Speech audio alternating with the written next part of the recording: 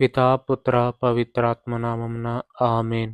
పునీత అంతోని వారు చేసిన ఎన్నో అద్భుతాలను ధ్యానించే సెయింట్ యాంథోనీస్ వండర్ఫుల్ ట్యూస్డే అనే సిరీస్కు స్వాగతం. పునీత అంతోని వారు చేసిన ఎన్నో అద్భుత కార్యాలలో ప్రాచీనం పొందని ఒక అద్భుతం గురించి ఇప్పుడు మనం ధ్యానించుదాం. అది 12వ శతాబ్దం ఇటలీ దేశంలోని ఫ్లోరెన్స్ అనే ప్రాంతంలో పునీత అంతోని వారు పనిచేస్తున్న రోజులవి. ఒకరోజు ఆయన వద్దకు ఒక యవ్వన స్త్రీని నేరారోపణపై ఆవిడ భర్త మరియు సంఘము తీసుకుని రాగా ఆయన ఆమె వైపు చూశారు.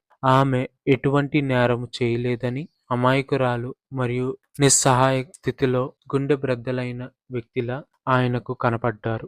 ఆమె అమాయకురాలని ఆయనకు తెలిసినప్పటికీ దాన్ని నిరూపించే సాక్ష్యాధారాలు లేకపోవడంతో ఆమె కొరకు ఆయన దేవుని మొరపెట్టుకున్నారు. సంఘము మరియు ఆమె భర్త పునీత అంతోని వారు ఏమని తీర్పు చెబుతారా అని నిశ్శబ్దంతో వేచి ఉన్నారు.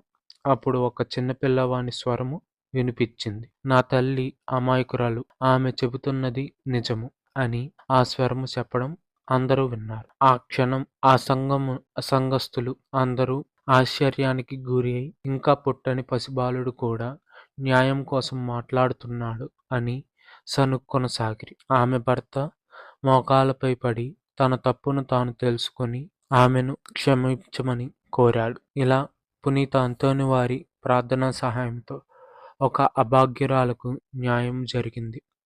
పునీత అంతోని వారు కేవలం రక్షించడమే కాదు, నిస్సహాయకులకు గొంతుని ఇచ్చారు.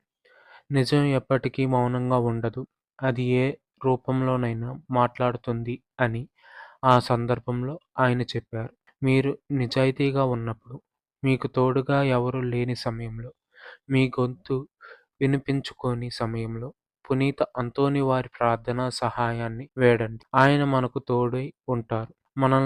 మన నిజాయితీని ఆయన కాపాడుతారు. న్యాయంకై పోరాడు పునీత అంతోని వారా, మా కొరకు ప్రార్థించండి. ఆమేన్.